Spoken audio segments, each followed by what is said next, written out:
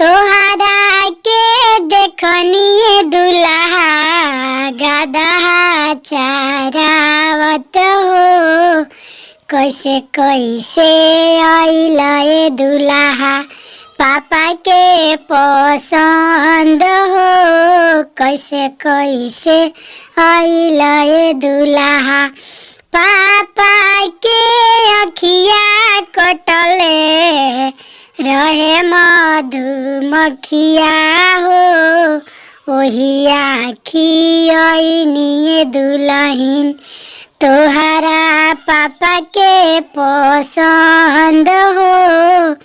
ओही आखी आईनी दुल्हन तोहरा के देखनी दुल्हा बकरी चारावत हो। कैसे कैसे आइल ए दुल्हा चाचा के पसंद हो। कैसे कैसे आइल ए दुल्हा चाचा के अखिया कटले रहे मधुमक्खिया हो।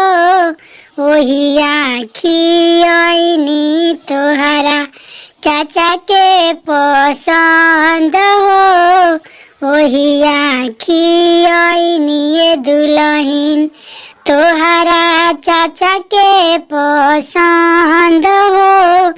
तोहरा के देखनी दुल्हा भैंस चारावत हो। कैसे कैसे आइल ए दुल्हा भैया के पसंद हो।